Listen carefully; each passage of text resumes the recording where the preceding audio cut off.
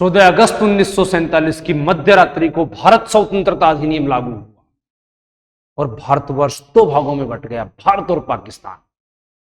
लेकिन यह बात तो बहुत पहले क्लियर हो गई थी कि विभाजन होगा, क्योंकि 20 जून 1947 को माउंटबेटन ने दिल्ली में अपनी योजना पढ़कर सुनाई थी, जिसे हम माउंटबेटन योजना या भारत विभाजन योजना के नाम से जानते हैं, जिसमें माउंटबेटन ने बिल्कुल क्लियर कहा था कि भारत दो बड़े भागों में बंटेगा, एक भारत और एक पाकिस्तान। हालांकि माउंटबेटन ने कहा था कोई भी देशी रियासत स्वतंत्र नहीं है, विभाजन के साथ किसी एक कंट्री का हिस्सा होंगी। लेकिन भारत स्वतंत्रता अधिनियम कुछ और लेकर आया। भारत स्वतंत्रता अधिनियम ने कहा कि देशी रियासतें पूर्णतः स्वतंत्र हैं, कि वो किसी भी एक कंट्री का हिस्सा हो सकती हैं, भारत में जाए या पाकिस्तान में, और ब्रिटिश मापदंडों पर यदि खरा उतरती हैं तो एक अलग देश के रूप में भी स्थापित हो सकती हैं। इस बात का डर था पहले ही।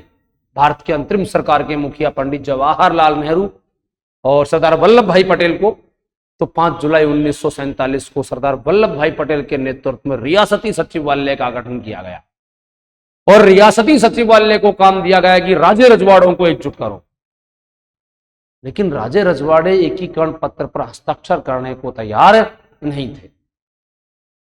तो भारत की अंतरिम सरकार और रियासती सचिवालय के मुखिया सरदार वल्लभ भाई पटेल ने डिसीजन लिया कि राज्य रजवाड़ों को हम हस्ताक्षर करने की एवज में पैसा देंगे, प्रति वर्ष पैसा देंगे।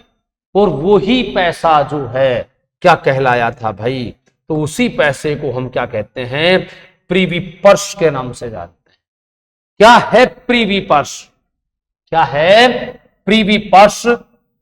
स्वतंत्रता के समय एकीकरण पत्र पर हस्ताक्षर करने वाले राज्य रजवाड़ों को दी जाने वाली धनराशि प्रीवी पर्स कहलाई।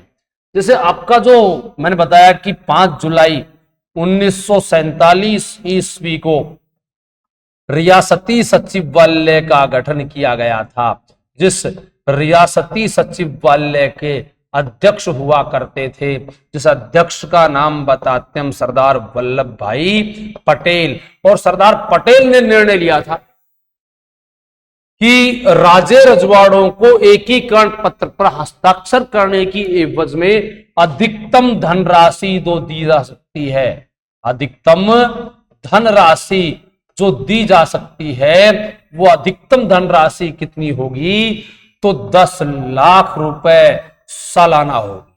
10 लाख सालाना होगी। और ये जो पैसा दिया जाएगा, ये पैसा ही क्या कहलाएगा, प्रीवी पर्स। हम जब भारतीय संविधान को पढ़ते हैं तो ये पाते हैं कि भारतीय संविधान में एक अनुच्छेद था, अनुच्छेद 291, अनुच्छेद 291, 291, आर्टिकल 291 ये कहता था, पहली बात कि राज्य रजवाड़ों को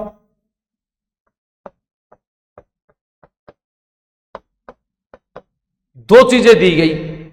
एक तो प्रीवी पर्स का अधिकार है,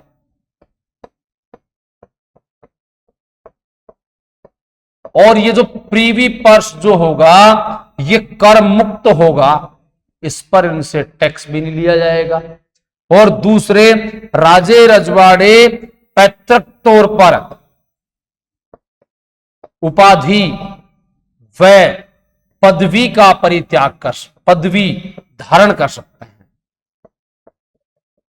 मैंने बताया मूल संविधान जो था हमारा, मूल संविधान का अनुच्छेद 291 में यह कहता था कि राज्य रजवाड़ों को प्रीवी पर्स दिया जाएगा, अधिकतम प्रीवी पर्स होगा 10 लाख, और ये प्रीवी पर्स जो है पूर्ण रूप से टैक्स मुक्त होगा।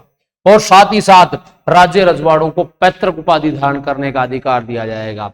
जैसे हम बात करते हैं मेवाड़ के राजा उपाधि धारण करते थे महाराणा की, जैसे कोटा के राजा उपाधि धारण करते थे महाराव की, जैसे बूंदी के राजा उपाधि धारण करते थे महारावल की, जैसे जोधपुर के राजा उपाधि धारण करते थे राव की। ये जो पैतृक उपाधियां हैं, ये उपाधि राजा महाराजाओं द्वारा धारण की जाएगी, उनके वंशजों द्वारा, उनके परिवार द्वारा धारण की जाएगी। ये प्रावधान किया गया था 291 अनुच्छेद में।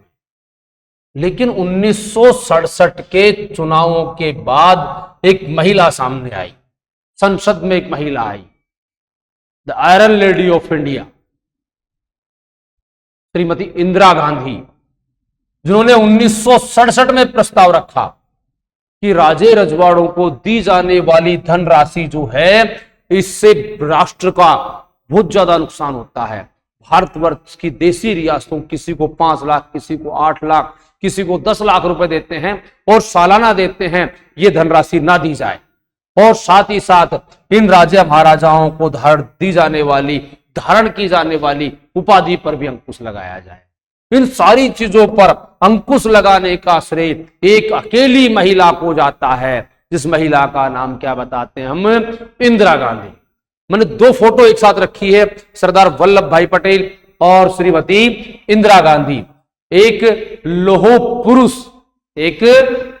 पुरुष सरदार वल्लभ भाई पटेल, जिन्होंने रक्त और लोह की नीति के माध्यम से इस राष्ट्र को एकजुट करने का काम किया, और दूसरा the iron lady Shrimati Indira Gandhi, जिन्होंने राजे रजवाड़ों से ये प्रीवी पर्स छीना, न केवल प्रीवी पर्स छीना अपितु राजे रजवाड़ों को दी जाने वाली पैतृक पदवी का भी पूर्ण रूप से अंत कर दिया। वर्ष 1971 ईस्वी में 26वां संविधान संशोधन हुआ। कब? 26वां संविधान संशोधन अक्टूबर 1971 ईस्वी में हुआ, जिस संविधान संशोधन के तहत एक एक्ट तैयार किया गया, एक अनुच्छेद तैयार किया गया। इस अनुच्छेद को कहते हैं हम 363A, जिसमें यह प्रावधान किया गया कि राजे रजवाड़ों को दिया जाने वाला प्रीवी पर्स जो है, ये पूर्ण रूप से समाप्त कर दिया जाएगा और राजे रजवाड़ों को दी जाने वाली उपाधि और पदवी जो है, इसका पूर्ण रूप से अंत कर दिया जाएगा। इस प्रीवी पर्स और उपाधि परंपरा को समाप्त करने का श्रेय किसी महिला को जाता है, तो उस महिला को हम इंदिरा गांधी के नाम से जानते हैं।